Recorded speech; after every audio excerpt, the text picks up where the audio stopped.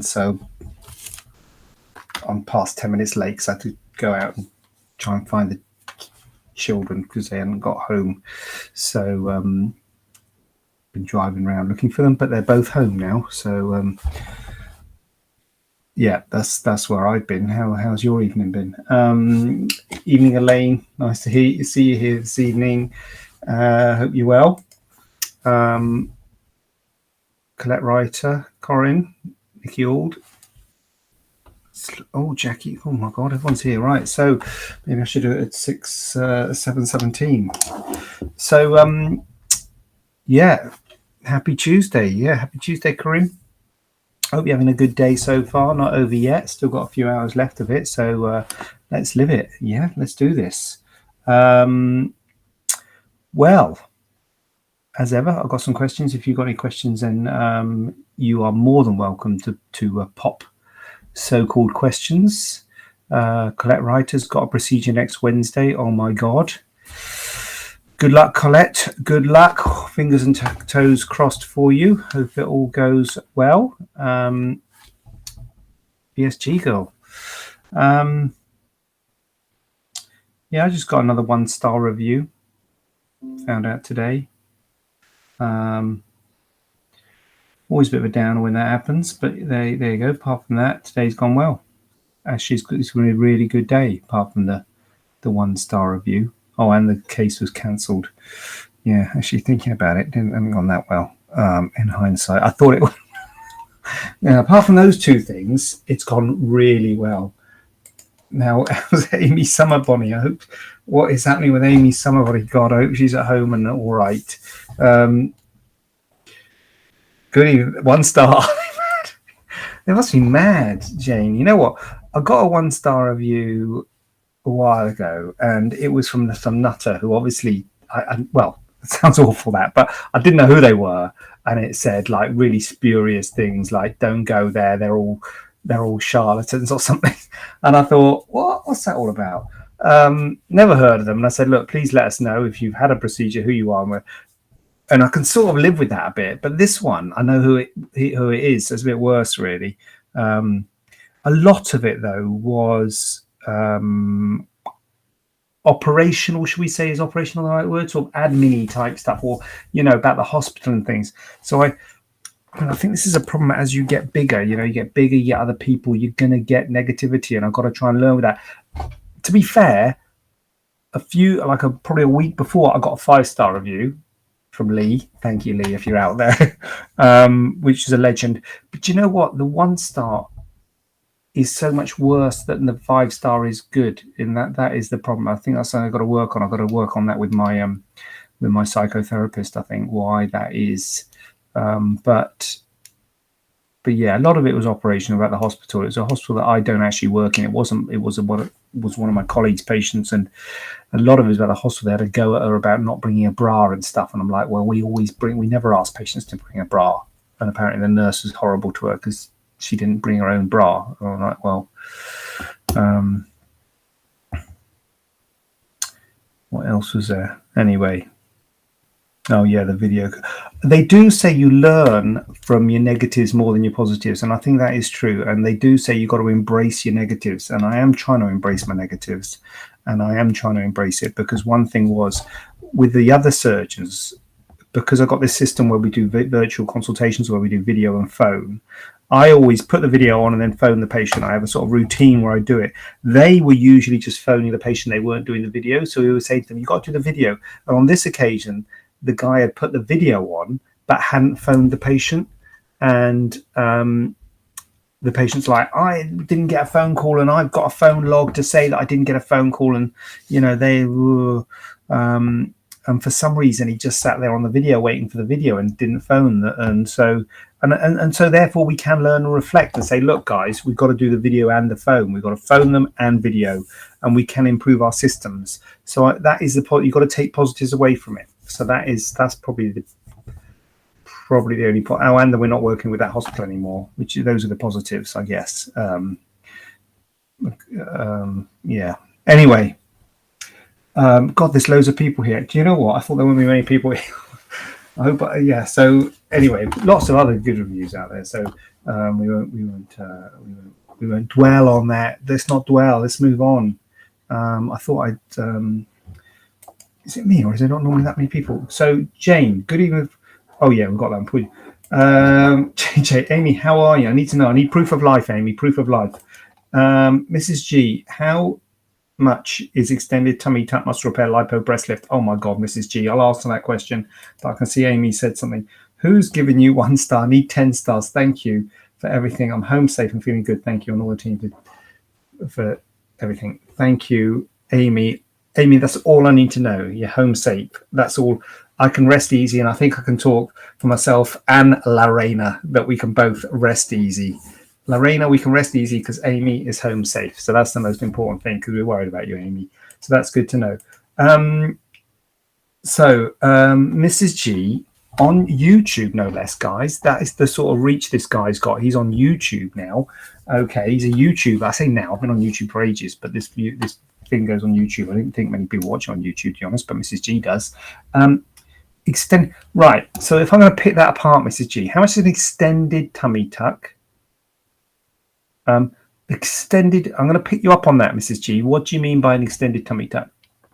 So there's different sorts of tummy tucks. So you got a full tummy tuck, you got yourself a full, you got yourself a fleur-de-lis, and you got a circumferential, a 360. Now there is a thing called an extended tummy tuck. An extended tummy tuck, they tend to go further around the back, not quite as far as a 360, but further than a full. I don't really do it, Mrs. G. I do a 360, and that's one of my questions today. But I don't do an extended. I don't sort of go too far. The problem with an extend, if you're going to go around the back, you have to like move the patient somehow. You know, I basically, when I do a tummy tuck, a full tummy tuck, I get as far to the sides as I can with you lying flat on your back. So the bottom line is I'm limited. Now, some people do this extended thing, and I think they put sandbags in to try and guddle. I use that word guddle. I know no one else does. Anyone know what guddle is? But anyway, well, I won't say in case anyone does. I'll say later. Stay till the end to find out what the word guddle means. So I basically what was I using the word guddle? So yeah, they rock you and they try and get as far around the back. I don't do that. I mean, I either do a 360, which is a big deal, and I'll talk about it later on, or I do a normal full. So that's the first thing, just on the extended word. So extended tummy tuck. So a tummy tuck muscle repair. Muscle repair is an integral part of a tummy tuck. Now, not always required. I would say it's usually required, but it's not 100% always required. But it is an integral part, so it's no difference in price. Liposuction, again, not always required, but can be done to do the sides. And a breast lift. So let's talk about your question. Answer, Mrs. G, I've got to be honest with you, full disclosure, I don't know. Lorena might know. And Lorena says, glad we're home safe, Amy. Yes, we are. But I don't know off the top of my head. Mrs. G, can you message me? Or can you give me your email and I can email you? I know you're on YouTube. How can you do things privately on YouTube? I don't know how.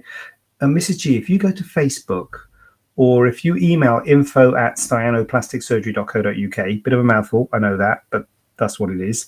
Or you can phone 0121.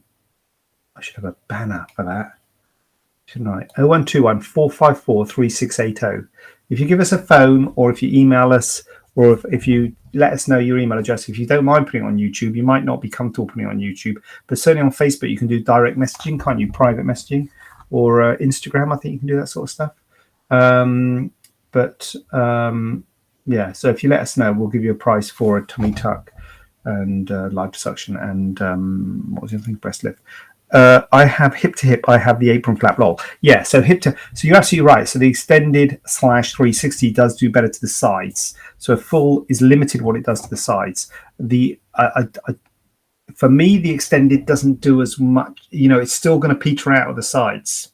A 360 stays wide all the way around. So a 360, but I'm not pushing a 360 because it is a big deal to have a 360. So, but yeah, that's that. So basically, bottom line is if you can give us a line. So Charlotte's got a question. I think I've lost control. I've lost control of Instagram. I've got to be honest. I'm not used to being this busy. We've done that. Happy Tuesday. I've got to proceed. Yeah, we've done that. Waving at people. Hiya, do you, this is Loco Loopy Loos. Do you do, I think that face-to-face is, as online I only see virtual consults. Loco Loopy Loos. That's my fault. I have set it up. Hold my hands up. And I haven't set it up so you can book the in-person face-to-face consultations online. You might say that I should do. The reason I didn't is because I did it for a short period of time. And what we were having was having a big gap, like a 3-hour gap. And someone was booking like an appointment in the middle of it, or, you know, somehow sort of not making it efficient, if that makes sense. So they said, don't do that because it's really messing up the clinics. And I was going to book someone in, and now someone's booked online in that slot. So the online booking is only for virtual. But you know what, I should restart it, because I think I like booking. I think I'd book online if I was a patient, so maybe I should restart it again, the online booking for the in-person consultations. But at the moment, the other thing, Loco Loopy Loos, is we do different things, which is a bit messed up. So that's why the virtual is not so bad. So like I don't do ears or blepharoplasties, whereas the other guys do. And I think some people don't do lifts with implants. And some people, like in one operation. And so so maybe actually, having said that, maybe we should take the online booking off altogether. But anyway, yeah, the answer to your question is we do face-to-face consultations, but you can only book virtual ones online. But now you said it, maybe I should be thinking about that.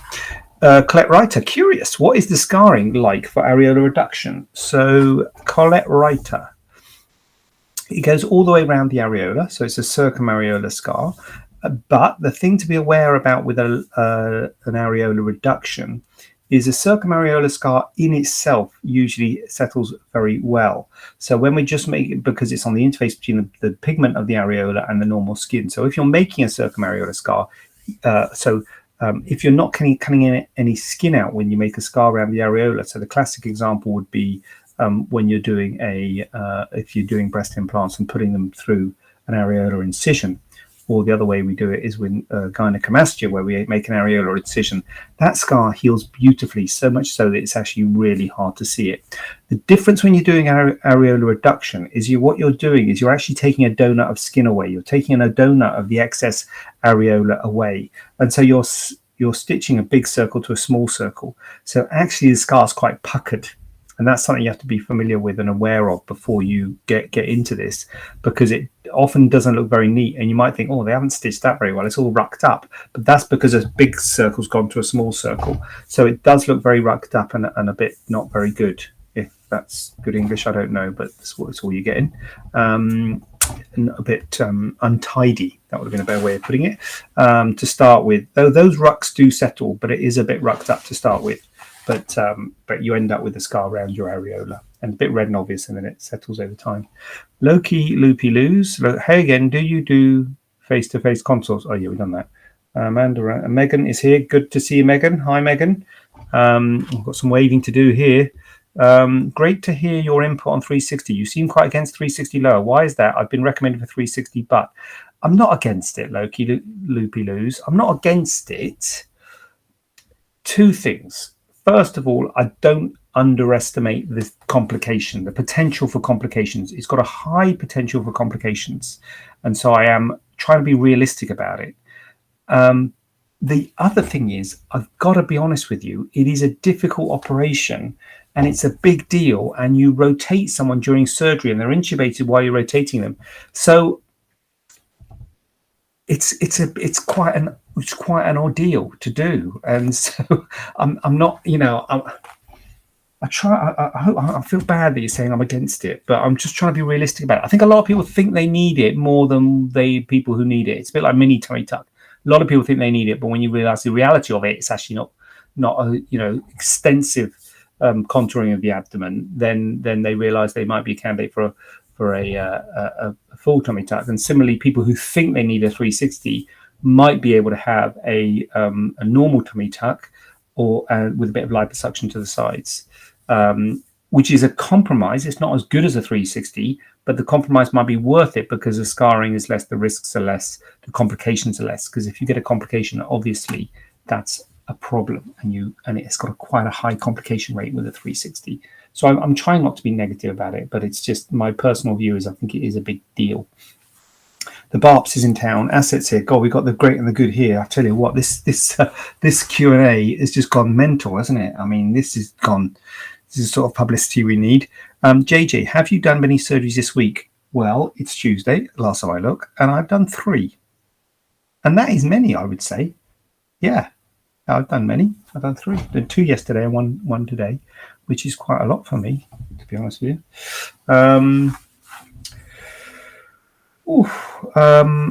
Right, caught up there. What we've got to do here, Charlotte has asked a question on Facebook, and what Charlotte said is, I have you playing on my phone, and I put it in my pocket whilst I quickly clean my 2-year-old toy kitchen. I forgot you were on the phone and could hear a man talking and thought it was coming from the toy kitchen. Thought I was hearing voices, got freaked out, then realised you were in my backpack, grabbed my pocket. That's where we want to be. That's where we want to be. Hip to hip, got the apron, done that. Nikki, just for info, guddle in Scotland I don't think means what you're talking about, groping for fish. It does, Nikki. That is exactly what I'm talking about. It is Nikki wins the award. Can we send the prize? Nikki, you win a hairy toffee. Well done. Guddling is for fish. You put your hand in the water, don't you, and you do this and you make it go to sleep and then you flick it out. That's how you catch fish. Yeah, that is what guddling. That is guddling. But so guddling is not quite what. Yeah, that is what I was talking about. What's going on here? Salma Shah. Hello, I have. Salma is on YouTube as well. God. Hello, I have had a revision surgery in December. I have developed a hypertrophic scar. I am currently using silicone gel, but there doesn't seem to be any difference. Is there anything else I can try? December to March, what's that, 4 months? I would say there's 2 things at this stage, Salma, I would recommend. Silicone is one, and that can come in a gel or a sheet. I don't know where your surgery has been, as in what part of your body, but the sheet I think is more effective than the gel, but it's not always possible to use the sheet, depending on, obviously if it's on your face or your ears, the sheet just falls off. But if it's on your breast or your abdomen or something, the silicone sheet can stick a bit better. So I think the sheet is more effective if it's in a part of your body where that is possible. So that's one thing. And the other thing that I would recommend for a hypertrophic scar is pressure, massage and pressure. That's where I would be coming from at this stage at 4 months post-op. That's it. Obviously, the advice is always speak with your surgeon. Am I your surgeon? If I'm your surgeon, speak to me. But if I'm not your surgeon, I'm trying to think if I did any revision surgery in December. I'm not sure if I did, but anyway, then speak to your surgeon. But I would give it at least 6, maybe probably 12 months. If it's bad, the next step, I guess, will be steroid injections. So there is stuff that we can do to try and make them better.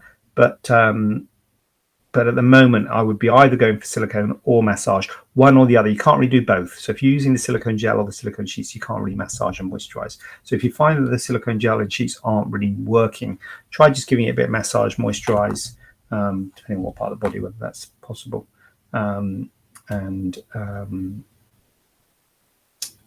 yeah, that's where I am on that. Charlotte, realistically, I'm in the back pocket. How long does swelling take to subside after a tummy tuck? Also, with muscle repair, is there a chance those stitchy muscles can come out stitch? If you get what I mean, I'd be too scared to return back to my gym and do weights in case my muscle repair opens up.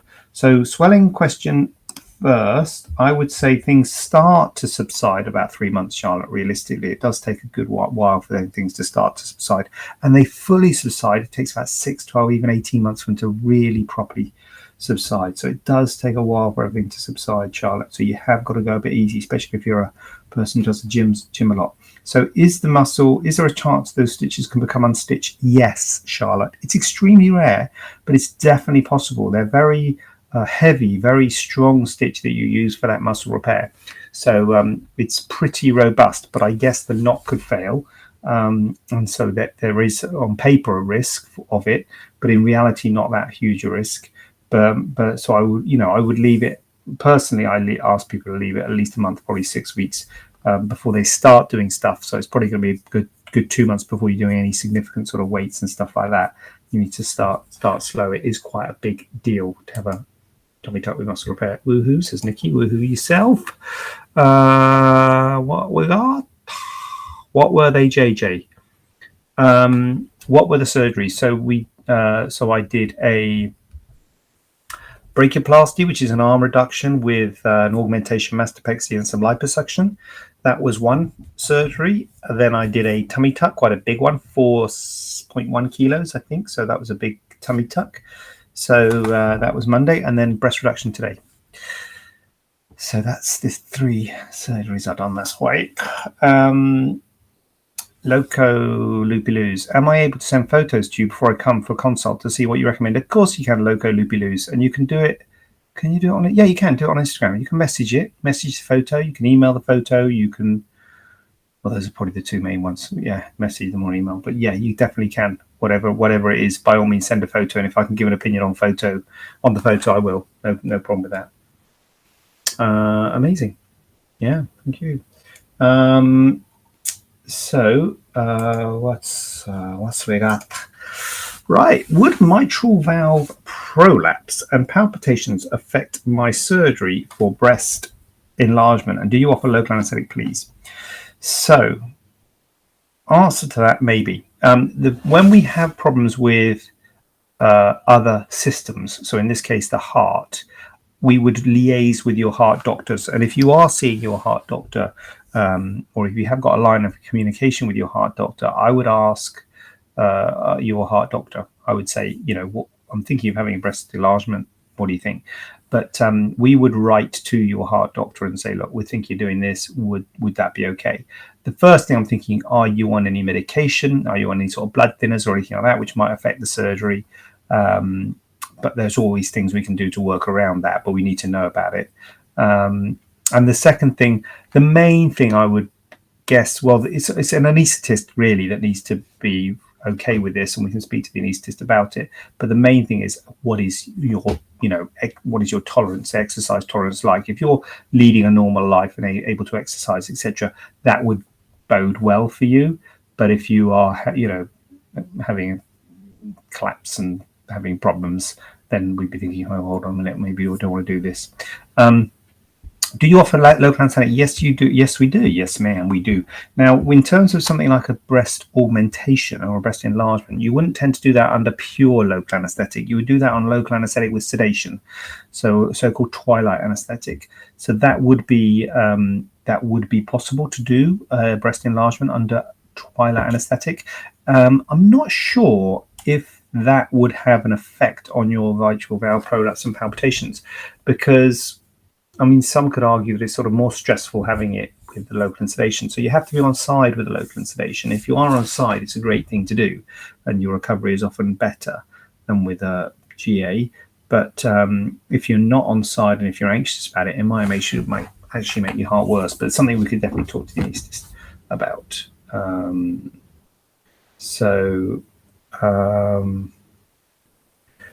Right, we've got questions coming in live. This is good, isn't it? So let's get rid of that. I will email it. I've done that. How long was something?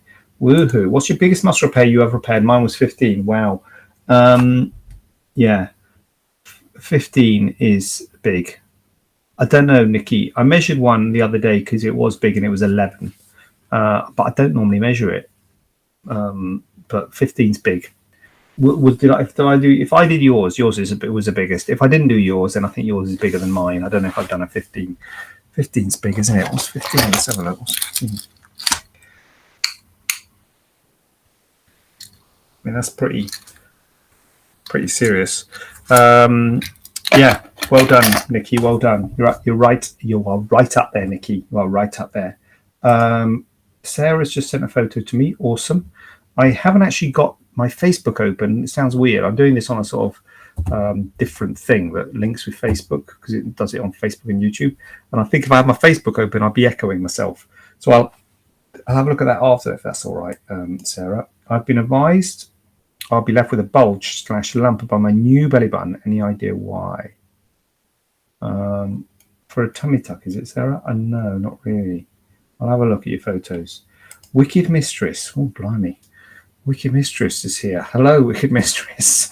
You're a bit early, Wicked Mistress. I thought my session was at 8:30, so I'm just doing my Q&A at the moment. So yeah, be really later. Right. Okay. Right. What we got? Amazing. Can you give a rough price for breast reduction of large, low breast? What we saying? Is Lorena still on? It's a good few thousand, isn't it? It's a good few thousand. I don't know, Sleep. It's many thousands of pounds. I don't know. I just get it wrong. If you can email us, or if you can, do you want me to say next week? I should have the price. Anyway, I don't know. The hospitals keep changing their prices. We try not to change our prices too much. But anyway, I don't know prices. But yes, email us or message me and we'll let you know the price of a breast reduction of large, low breast. Thank you for taking the time for the Q&A. It really helps. Thank you, Loco Loopy Loose, for saying that. Did you readdress the day in the life of JJ Staiano with your videographer? No, I didn't, Corinne. I told you, they're all against it, Corinne. They're all against. I think Amy was for it, actually, having said that. But they're all against me. No, it's on the list, Corinne. I won't let it go, but I'm letting it go at the moment. But yeah, thank you for support of that. See, 6,000. Is that what it is? Are you asking or telling? What's this? Is this the price for a breast reduction? Okay, 6,000. There you go. You heard it here first. I've been advised. Hello, are you far from Telford? Telford? No, I don't think so. Telford's just sort of above Birmingham, is it? I'm not sure where Telford is. We're near Birmingham. We're in Birmingham. Well, the clinic's in Birmingham. Don't think it's far from Telford. B15 1HN, Sarah. Don't think so. Here we go. How much is it for revision of an arm reduction? Oh my God. Well, Sarah, always say go to your surgeon. Always best option. I don't think I'm your surgeon. If I am your surgeon, then try not to charge you for revisions. But the question is what needs to be done. I mean, revision of an arm reduction, that's sort of leaving it pretty open. Is it a dog ear, which wouldn't be much? Or is it another arm reduction, which would be more. So, you can always drop what you're on Facebook. Message me if you want, Sarah, with a photo or an explanation of what the problem is, and we can try and give you an idea. But I don't know how old the arm reduction is, but first thing I'd always say, stick with your surgeon if you can, and secondly, I'd say you've got to wait at least a year. So I don't know when your arm reduction was, but those are the two sort of messages. See, that's why I love Amy. She's a good girl. Amy is a ledge. I don't know if she's still on, but she's an absolute ledge, keeping up the numbers. What about this one then? How often do people's nipples fall off after a breast reduction? Well, fortunately, not very often. Otherwise, I don't think breast reduction will be quite as popular as they are. Having said that, it is a risk, and it is something I tell people about having a breast reduction. And the reason it's a risk is because you have to isolate the nipple on what we call a pedicle of tissue, like a stalk of tissue, and there has to be enough blood supply going into that stalk of tissue to keep the nipple alive. And if there's not enough blood supply, the nipple can die, and it forms a scab, and I guess would then separate and essentially fall off, which sounds terrible, and leave you with a wound. It's extremely rare. It has happened to me, to my pain, and it has happened to me. So it's not that rare, but it's probably more than 10 years ago since it happened. But still, it's still something that I warn people about because I know that it is a thing that can happen. So how often is it? I mean, it depends. The problem with these things is you're not going to get a number on that, because even if you did get a number on that, it would be like, it's different depending on how much of a breast reduction you have, basically. And what we're looking at is the transposition of the nipple. That's the sort of really important thing with a breast reduction is how far you're moving the nipple. So we measure the nipple from your sternal notch, which is that notch there in your throat. So we measure the distance from that notch in your throat to the nipple, and then we transpose that nipple and we move the nipple to a higher place. So you're not normally moving the nipple between 22, 3, 4, 5 centimeters. That's sort of where you're, well, maybe 6, I don't know, but 20 odd centimeters is where you move it to.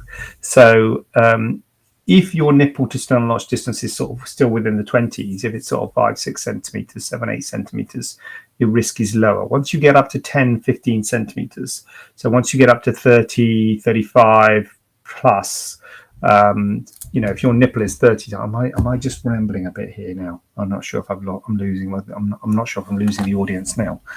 Might be losing you. I can't gauge. Is it at this point in the talk? I can envisage people leaving and the door going and the light from the door. Am I getting? It's not what you signed up for, is it? Bit too technical. Oh, here we go. Sleeve, but she's keeping up with me. Not from the collarbone to the nipple. Well, I measure it 42. Okay, so yours is a long one. Yeah, I measure it from the. You can measure it from the collarbone. Be fine.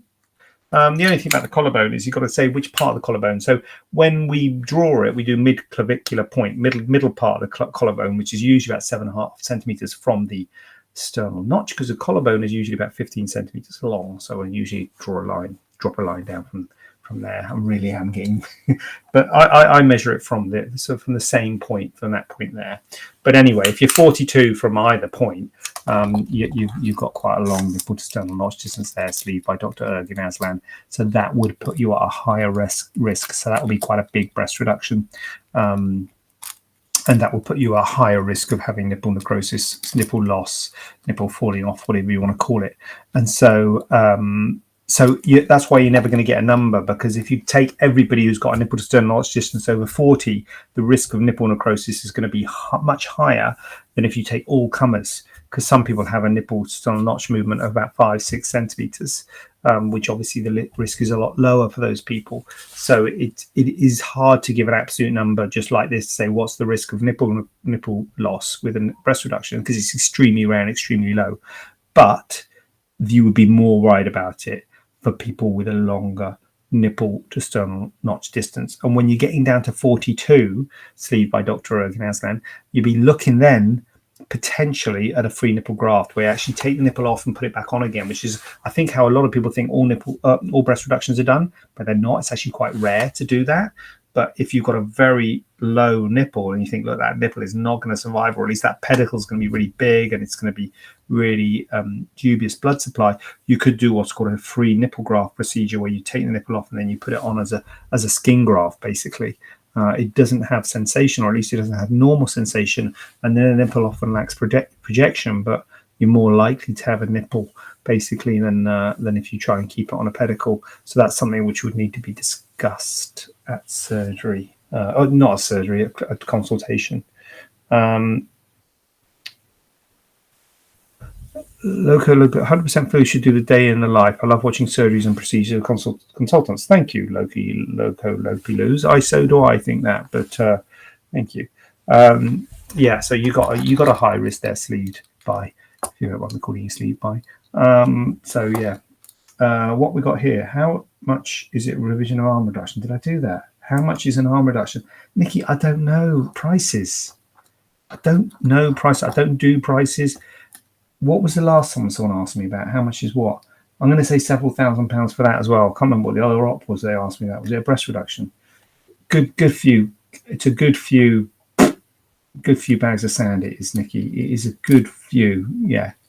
But if you message us or actually, if you do a thing online, I think I've got to check this now because I set all this up. If you go onto the arm reduction page on the website, we're having a new website, guys. So watch this space.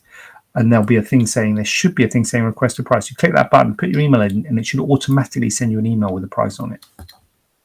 That's how high tech this guy is. Or just message us on Facebook and say how much is an arm reduction, and Amy will message you back and say it's whatever. And then you can all let us know next week. Susie, I'm 15 days post-op TT from a TT and Lipo by yourself, and just have to say a massive thank you. You have done an incredible job, and I am so grateful. Well, there you go. I am very grateful, Susie, for you saying that live on TV. Thank you very much. And 50 early days, and thank you. And you've got a great result, Susie, I must say, and I'm very happy. Sarah, just message you on Staiano Facebook message and send some photos. I'm looking forward to it already. I'm going to go and check that as soon as I get off the off air, as it were. Sarah, would you recommend Pico dressing? Yeah, I heard about this the other day. I'm getting embarrassed. Am I getting embarrassed again? I think I look less embarrassed on Facebook than I do on Instagram. I think it says light. Would you recommend Pico dressing? Yeah, I mean, yeah. Short answer, yeah. Everyone out there is going, what's Pico dressing? It's like, so there used to be a thing, correct me if I'm wrong, Sarah, so I don't want to be talking about the wrong thing. There used to be a thing back in the day when I was sort of in the NHS and stuff called a Vac Dressing. And a Vac Dressing was this foam that you'd put in if you had a big sort of open wound. You put this foam in and you put this Subside, which is like this clear sort of airtight dressing over the top. And then you put this suction thing and this attached to this box, which continuously sucked. And it continuously sucked the wound, and it was brilliant at cleaning up big, difficult wounds. It was a fantastic thing, and it's very good for difficult wounds. So times have progressed now, and then they've got this thing called a Pico dressing, which is basically, I think, it's just like a normal dressing, like a normal Nipple, like a normal plaster, basically, and it's got inbuilt to it a little way to do negative pressure. And you do it on, I think, on just normal wounds now, and not even on open wounds, to encourage healing. And it's a negative pressure, and there's a lot of benefits of having that negative pressure, that sort of suction. And I think it's attached to a little battery, so it's not attached to this big machine you have to plug in. It used to be a huge thing, and it sounds great. It sounds great. I don't use it because I don't find I need it really, but I do think it sounds good. So I've never used actually, Sarah, so I shouldn't be recommending something I've never used. I've certainly used a Vac Dressing, that's for sure. So I know the concept is good, and it sounds really good, but I've never found a need for it. If I could find, I think the other thing is it splints the wound, so it prevents movement and things. So I think the principle is sound, but I guess the thing, one thing that I think is that I don't really want to be curing a problem that I haven't got. So I haven't really got a problem in that regard at the moment. So I don't really want to, people will always try and sell you these, reps and all sorts, try and sell you stuff and say this is a really good thing. You think, all right, but I don't want to be curing a problem I haven't got, because I would imagine, just thinking what the potential downsides, it does have to have an airtight seal. So if it's a difficult area, you have to have a sort of flat wound on a flat surface. If it's a difficult area and you haven't got an airtight seal, then it won't work because it won't suck. It will just suck the air. And that might be stressful for the person if they've got it at home and they've got a little battery on it. It might be stressful if the thing starts alarming or something. I don't know. I don't know if that's the case because I've never used it. But anyway, in principle, Sarah, I think it's a good idea, if that's helpful. What's gone on here? If you do, oh God, where is it? Yes, that's the part. Yes, you can fill a form in. Good. If you do 360 lipo with standard TT, what will happen to skin around the flanks? That's the problem. Oh, hold on a minute. 360. Right, let's be clear here, Loco Loopy Loos. I don't do 360 lipo with a standard TT. I do lipo to the hips and the flanks. I do lipo as far back as I can get. I don't go 360, so I don't do lipo to the back. Again, if you're going to do something 360, if you're going to do something to the back, you're going to have to rotate the patient. You have to turn the patient to get to the back. So I don't do 360. So that's the first thing. But I do it to the hips and flanks. So you can get quite far around the back with the lipo sucker. You can certainly get further around than you can with a knife sort of thing to do excision. But that's the first thing. And then what happens to the skin around the flanks? Absolutely right. That's the problem, Loco Loopy Loos. Now, the skin around the hips and the flanks is thicker than the skin of the central abdomen and does tend to recoil better. So it does recoil better than, say, the central abdomen or the inner thigh. But that's the hope, is that it will recoil. But if there's a significant amount of skin, absolutely, it won't recoil, and you might still have skin there, and you might think, I should have had a circumferential or whatever. But that the hope is when you do lipo to the hips and flanks, it does recoil, and you can get some really good results with a combination of a tummy tuck with lipo suction to the hips and flanks. Don't get embarrassed. I'll try not to. Sleeved. It's just Susie's giving me positivity. I really don't want or feel I need a 360, but another surgeon feels I do. Yeah, well, no one needs it loco loopy loose. It's just you might not get as good a result with a full in terms of the amount of skin removal, and you might have to accept that there might be fullness still on your flanks, your hips, and possibly around the back if you don't have a 360. So it's like, I think you've got to just, yeah, if you don't have it, we just say, look, we've got to do our best with what we can do with what we've got, but it's difficult. Tony, oh God, what's happened? Tony's late to the party. Tony, where you been? It's a Facebook Live is 7, not 8. Yeah, it's 7:57. Honestly, right. But it's okay. It's still plenty of interesting banter to be had. Like for instance, this: can I have a tummy tuck if my BMI is 40? I would say no to that. I would say no. I think I'm going to put my foot down at 40. Now, I know people, I don't tend to put my foot down. Probably don't put my foot down enough, if I'm honest with you. Because you're going to get a better result with a lower BMI, to be fair. I've just seen your patient. Good, Tony. Well, thank you for that. I appreciate that. Hope it was all right. I shouldn't be asking all this. Phone me after this if it's not. But I hope everything's all right. Let's just think positive. Yeah, think positive. I think 40 is too high. I mean, the BMI most people work off is 30. And even officially, a BMI of 30 is still overweight. In fact, over 30 is obese. So 25 to 30 is still overweight. But 30 is where they've done most of the studies. So I think if someone asked me for a BMI number, I would say 30 would be the number. Having said that, I do sometimes do BMIs with people, tummy tucks with people over a BMI of 30, but I warn them they've got a higher risk of complication and they're going to get a less of a good result. They're going to get a worse result with a higher BMI. But sometimes people have had a BMI of 56, So if you say you've got to go 56 to 30, that's a bit harsh. But I mean, I definitely think 40 is too high. I think if you can get it to 30, brilliant. But if you can get it to 35 to 33, 32, 35 is still pretty high, to be honest. But the main thing is you need to be stable and comfortable with your weight. So that's really important. So you've got to be true to yourself. If you do want to lose weight, I know it's difficult when you've got a high BMI. I know it's difficult when you've got a big apron. But if you do want to lose weight, you should lose weight first. You're going to get a better result and you're going to get less risk of complications. And I think you really need to be the other side of 35, at least. Wicked Mistress, what you got? I don't want a lipo, but what is a good BMI then? For a tummy tuck, 30, Wicked Mistress, is a good one. Less than 30 would be better. But I guess the lower the better, as long as you're happy being that weight. You don't want to falsely get it low just to have the surgery. Oh, Sleeve by Dr. Ergin on Instagram says best to wait till lower BMI. Yeah. So you don't want to falsely get it low, but you really need to, 30 would be the number that I would say if you're asking for a good BMI. I'm 35 BMI, going to have my plastics end of October, so hoping to be much lower BMI. Yeah. So if you can get it lower than 30, 35 is still pretty high. So if you can get it lower, then 30 is, I guess, what I would be aiming for. Do we offer 360? Here we go. Do we offer 360 tummy tuck?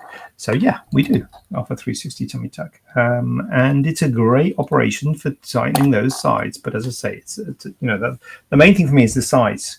When you first hear about 360, you think it's for the back, but no one's really that bothered by their back. It's the sides that it really does a lot better job of the sides than a standard tummy tuck, which sort of peters out to the sides. A fleur-de-lis does some degree to the sides and helps to narrow the waist, but it doesn't get those sort of hip area as well as a 360. A 360 really does tighten those side hip areas really well. I was 43 BMI. I've lost 3.5 stone, another 3 centimeter. Wow, well done. Keep up the fight. 3.5 stone. Well done. Keep going. Do you know what? I should have done some research before I did this, because it says, have I got any research on the nano implants? And I'm kind of hoping Douglas Black might be here. Is he here? Because he might have some on it. I haven't. No, I mean, basically what I do know is that, so this is about the nano textured implants. So basically you have polyurethane foam implants, which are really rough and foam coated. And then you have, broadly speaking, three types of silicone implants: smooth ones, textured ones, which are rough, and then relatively new ones, which are called nano or micro textured ones, which are in between the smooth and the rough ones. And basically, the rougher they are, the roughened surface breaks up the scar tissue, makes them less likely to develop capsular contracture.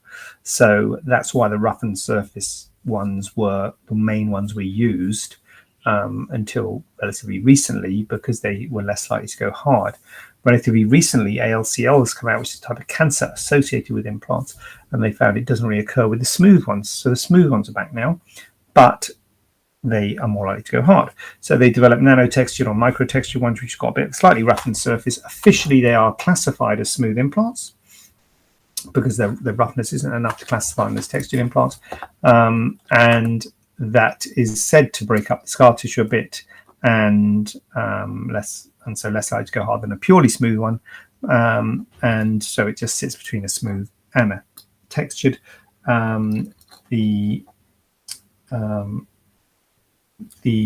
So sorry, Wicked Mistress has got going on. What? In all, I've come in on the wrong night. Had time away. I'm looking to have breast augmentation. Dr. Inglefield. No, it's not the wrong night, Wicked Mistress. Anyway, so my question will be off topic, but it's interesting to listen. Be off topic. So Nano is a breast implant. What about B-Light? Okay, yes. Nano is a breast implant, Wicked Mistress. Yes, I will talk about B-Light. So Nano is a nano textured breast implant. And so, but I haven't got any research on it. There probably is research on it. The problem is, and a lot of times people will tell you, and I hear people coming in and saying, oh, this implant's got this degree of capsular contracture, 2% rate of capsular contracture. I always say to people, you need to have a time scale on it. And the big studies in terms of capsular contracture have been done on the textured silicone implants. And they've been long-term follow-up studies, 10 years, So you really need to have a long-term look at capsular contracture. 5 years, 2 years, 3 years, not really long enough really to say whether capsular contracture is a problem, because no implants really have got a significant problem with capsular contracture in that time. But I do think that nano texture sort of sit between the smooth and the rough is where I am on it. And perhaps Douglas can help us out on that, because Douglas works for Motiva, which make nano textured implants. Or are they micro-textured? I don't know what the difference is, but there you go. What about B-Light implants, says Wicked Mistress? Yeah, B-Light implants. So, spoken about B-Light implants before. I do like the thought of B-Light implants, and I do like the concept of it. The concept was introduced many years ago.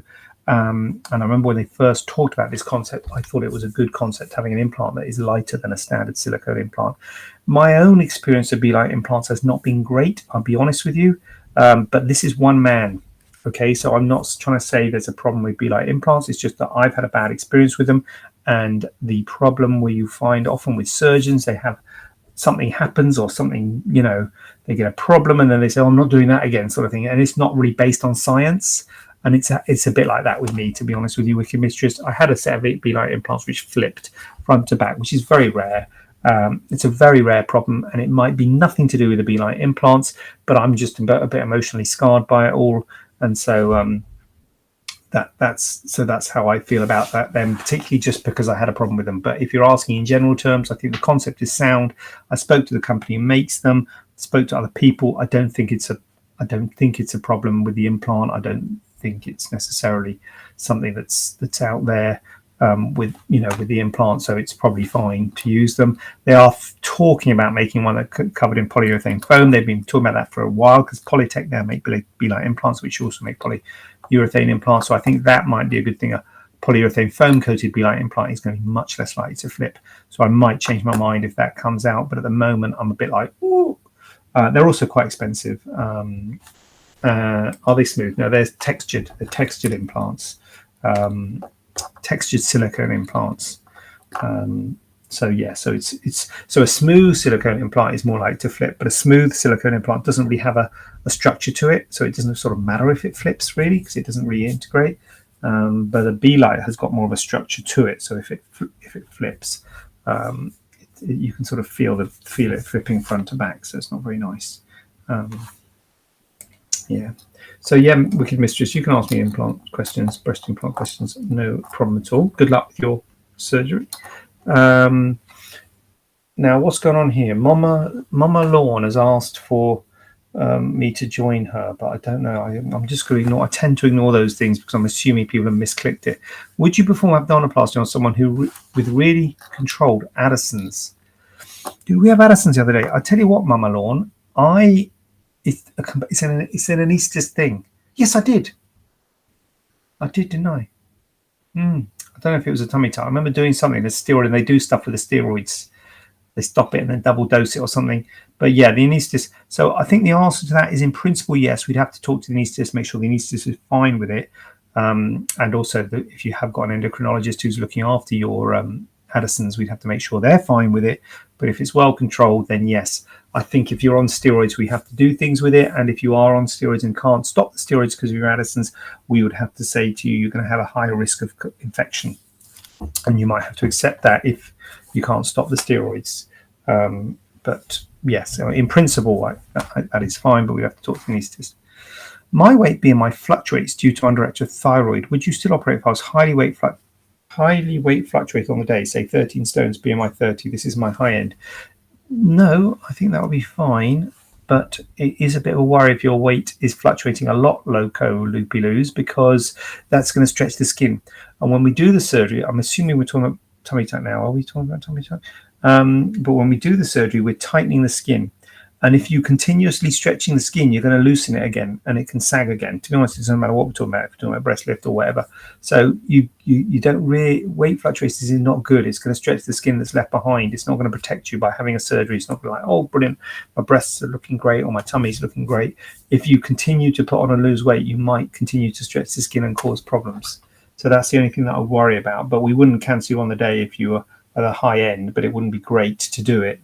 You really want to be at the low end of the day, because on the day of surgery, because we need to tighten the skin as much as we can. So if you're carrying more weight, we won't be able to tighten the skin as much as we would like. So if we tighten the skin as much as we can when your BMI is 30, and then a month later your BMI is 28 and you've lost weight, you might have some loose skin. You'd have been better off doing it. Yeah, that was a mistake. Thought it was. Just in hydro during surgery. Have fabulous healing, perfect. We'll book in for a consult. Just in hydro during surgery. What? Is that something to do with Addison's? Yes, TT, marvellous. I'll book in for a full consultation. Now you're talking, Mama Lawn. Right, what we got? I would like a thigh lift and arm reduction, but I'm worried about the scarring. Do we do Renuvion, or what would be your advice? I've got to be honest with you. I'm worried about the scarring too.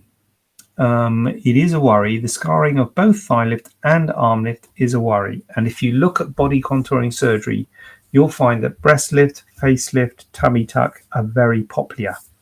Very popular. Why are they so popular? Well, they're popular because you can hide the scar.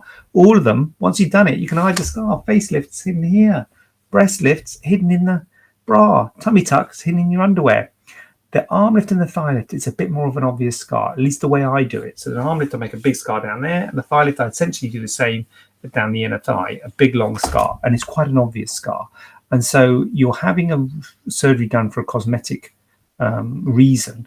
And so to give you a big long scar, which can give you a negative cosmetic thing, you have to think about, is it worth taking on that scar for the benefit of getting rid of that loose skin? And that really depends on how bad the problem is.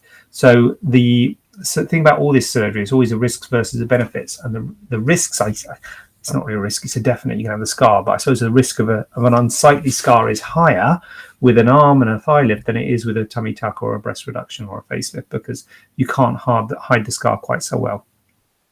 So I am worried about the scar too. And I tell everybody about the scar. And if you don't fancy the scar, I totally understand. But I'm like, I can't do it any other way. You can do a thigh lift. Well, people do it short scar arm lifts, people do short scar thigh lifts. It's not for me. I can't make it look good. And I understand that there's a huge market for it because people don't want that big long scar. I don't want to give you that big long scar, but I also want to tighten your skin. So, I'm like, I don't feel that I can tighten your skin significantly by doing short scars. Personally, my personal view. Renuvion. What's that? I saw something about Renuvion. Back of my mind, there was a problem with it. Was it like recoiled or something? Recalled? Oh, I saw something about it, but I can't remember what it was now, and I can't even remember why it was. I don't even know. I might be slandering Renuvion. Renuvion are going to be on the phone with the lawyers saying, "What are you saying about?" I don't even know what it is. Jade plasma, is this something you offer alongside your surgeries? Is that jade plasma? I don't even know what that is either. So no is the answer. Low-P-lows, and Renuvion I don't offer either.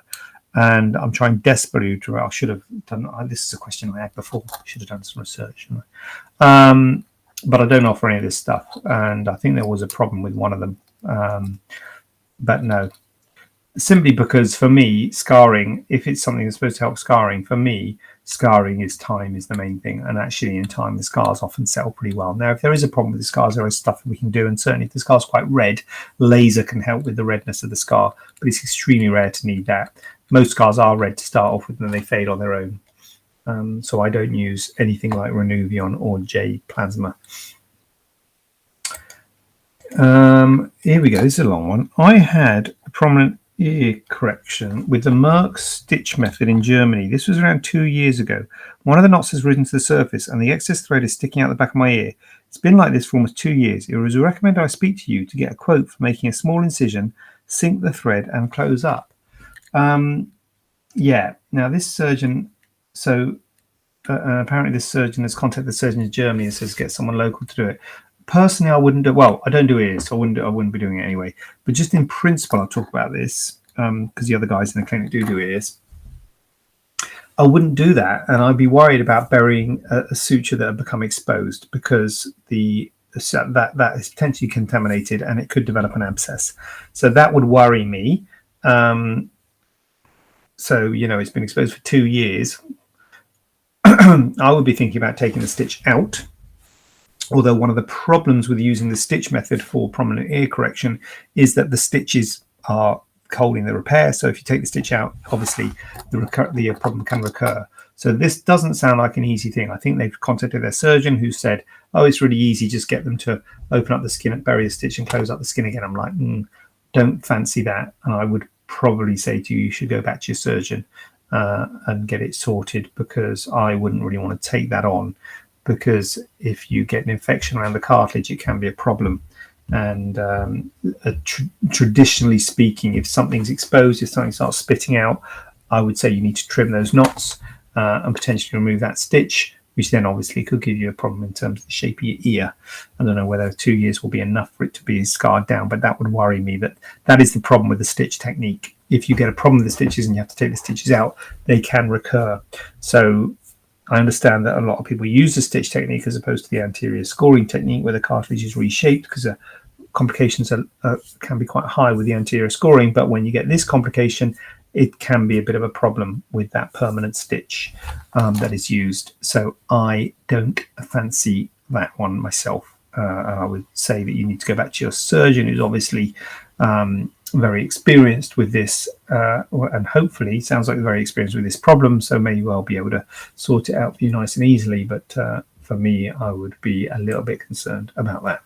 On a personal level, do you offer any type of skin tightening along with your TT surgeries? No, I don't. Loco loopy-loos. I think you're talking about non-surgical skin tightening like radio frequency, etc. No, I don't. We looked into all this stuff, loco loopy-loos, and I know it's a big industry, and I know it must have some effect. But in my experience, when I've looked at these sorts of skin tightening procedures, they're often quite subtle, the effects, and the machines and the procedures can be quite expensive. And so there's a bit of a disconnect there. I think if it was quite cheap, I think you wouldn't mind having a bit of skin tightening here and there. But what we do is quite dramatic, the effects we give patients, so we know we're going to have happy patients. I think when we start dabbling in the non-surgical arenas with these machines, I think we might run the risk of getting unhappy people, which worries me, because they might be getting subtle results with quite expensive procedures. But I do like the concept of them because it lends itself well to the clinic. So if I found a good one that I could be get behind and be comfortable with, I would love it, to be quite honest with you.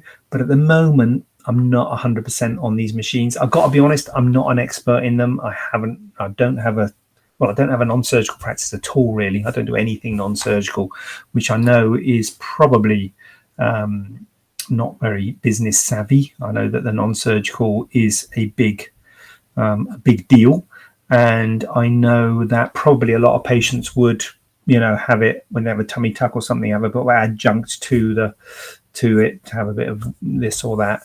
But I struggle with it. I struggle with the science behind it. I struggle with the results. When I see the results that they achieve, I'm like, it's a bit sort of, you see the results of a tummy tuck. There's no question. It's obvious. You see the results of this stuff. They often have to show you these little cartoon pictures of cells being like dissolved or something, like a cartoon graphic. I don't want to see a cartoon graphic of a cell being. I want to see a result before and after. Say, whoa, look at that! And when they do show you before and afters, they often show you a before and after of someone in America, probably who made the machine, and fair dues. I've seen some really impressive results, but you think, well, hold on a minute, these are like 6 months apart. Has that person had some kind of diet regime, some exercise regime in between to give that result? Because why is everyone showing this American guy's results? You see these, they're always showing the same results. I'm like, I want to see your result from last week. I want to see someone who's got a clinic in Telford or in Birmingham High Street, who's using these machines and getting good results on a regular basis.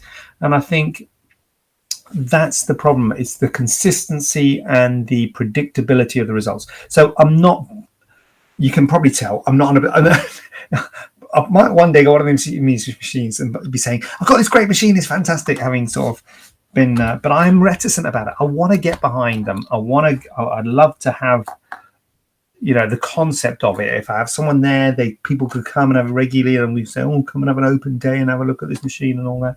But goodness no, I've tried it with the fat sort of dissolving ones, the fat freezing and the fat heating and the fat whatever, all these non-surgical fat things. Because I'll be honest, I would be very happy to not do surgery on people. If I could get them results without doing surgery, I would be the first in line, because this is stressful. I mean, look at this face. The things I've been through, it is stressful doing surgery. And I guess it's probably easier to deal with the stress of doing these non-surgical things, and people haven't had a great result. I suppose that's better than having some kind of wound complication or something with surgery. Not that I get those, of course I don't. But it is stressful doing surgery, and I'd much rather do stuff without doing surgery.